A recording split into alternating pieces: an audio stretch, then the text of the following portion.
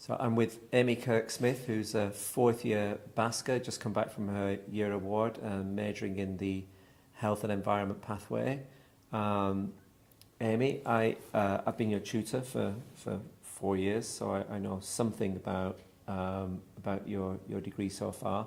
But just for those who might be thinking about the BASc degree, what made you come onto it in the first place?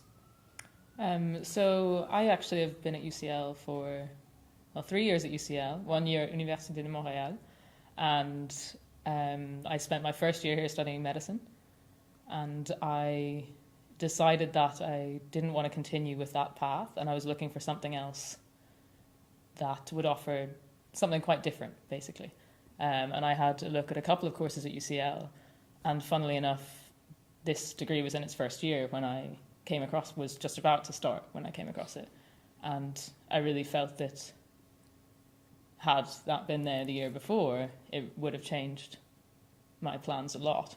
I actually applied for history and medicine at the same time, and I wasn't sure which one I wanted to do. And then the one I settled for turned out maybe wasn't quite right, but this degree gave me a chance to kind of go back to that original interest in those when you went areas. back, what kinds of things did you find that you were interested in doing that you are now able to do that you couldn't do before?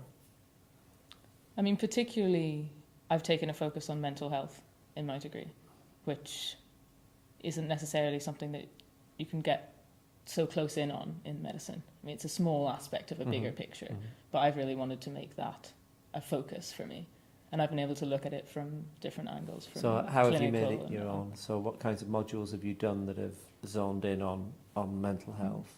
So I've taken clinical psychology, for example, both in English here and then in French in Montreal, which is really interesting because here in UCL you study clinical psychology, and there it's called psychopathology. So it's psychopathology, which is quite a different approach to mental health. But that's the sort of module that was open for us to do at that university, and it was quite clear how those angles were quite different, looking at disorders, and that really gave me a different lens on it as well. At the moment, I'm studying medical anthropology, which has given me a chance to understand how different cultures view the mind and the body and the relationship between them. And how did you come to get an interest in that? What were the modules that you did in the first year that opened doors for the second year, for example? I took biological anthropology in the first year, which I think was a good grounding, actually, maybe rather than social, in opening up sort of what anthropology can for your interests, can be. Yeah.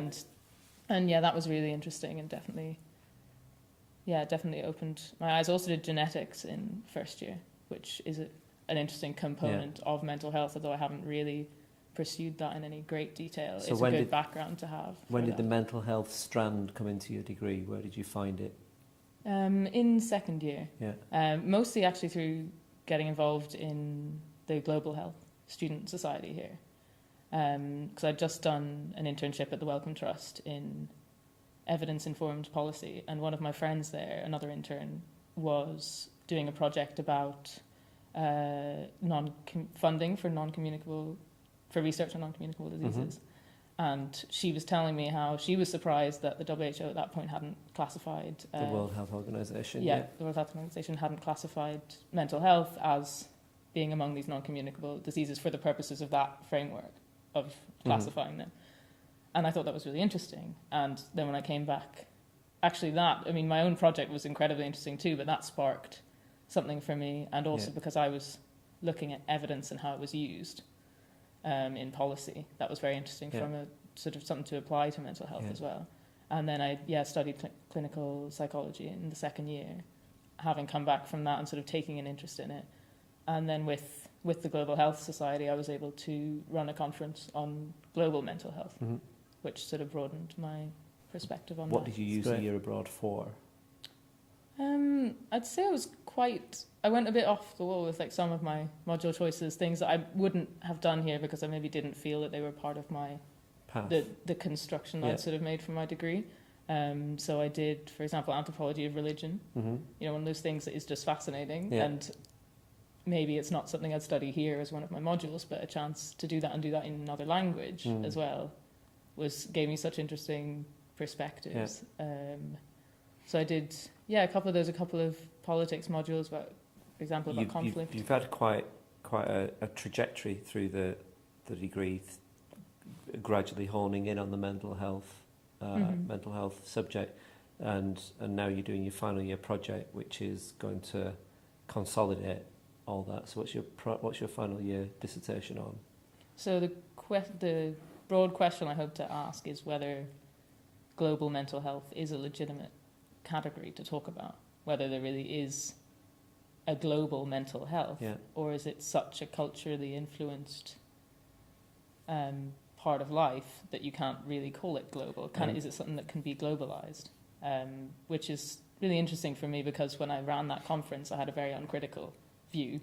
I saw it as there's clearly an under-addressed problem here. And I think that's one aspect of perspectives on global mental health, is that this is an underfunded, an under-resourced area. There are so few psychiatrists in such and such a country. But I think that is very important, but there's a lot more complexity to it than that. I mean, is a psychiatrist what someone in a particular country might need? Or what kind of training would that psychiatrist require to work well in that country? And to provide a sort of culturally sensitive mental health treatment, for example. Great. So those kind of questions I want to ask is, where is the variation, where is the commonality, which I'm hoping is where science will come into it more, as there's increasingly more like genetic, neuroscientific research that looks at biological differences in people with mental health disorders. This is the kind of stuff that can illuminate whether it is universal or not.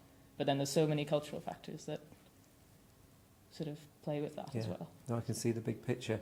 So if we go back to the BASc itself, the BASc environment, what do you think you've got from being in an environment where people are doing all sorts of different things? It's been really stimulating, and I think, great just for socializing. It's interesting because you do see that different interests kind of attract or breed different personalities. There's such a range of people interested in such a range of things, and that it plays out in what they're like as people. You have much more sort of outgoing people who are more interested in, say, in the arts, and then you have people who just want to do computer science and then one other thing, and then maybe I'm hugely stereotyping these people. This is a generalized example of how that can happen. But also just playing off other people's interests. Like I said, that experience I had with the girl at the Wellcome Trust isn't on BASc, but that kind of thing happens on BASc all the time, where someone will tell me something. That was on my internship. What about next? At the moment, I'm applying for graduate schemes, for example, in social work, 2 graduate schemes in social work, one of which involves working with adults with mental health problems.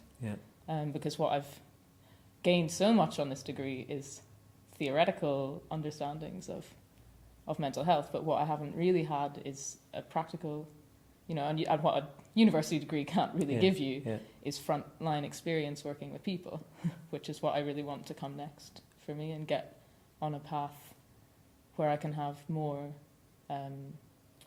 direct contact. So that would be something I'd be really excited to move on to and bring perspectives into from here. But I'm also applying for office internships graduate schemes, for example, with the Wellcome Trust, because I had such a good experience there, and I can't imagine that their graduate scheme would be anything other than great if I was lucky enough to get onto it. Okay, fingers crossed. Let's see what's happened. Yeah. Thanks very much. You're welcome.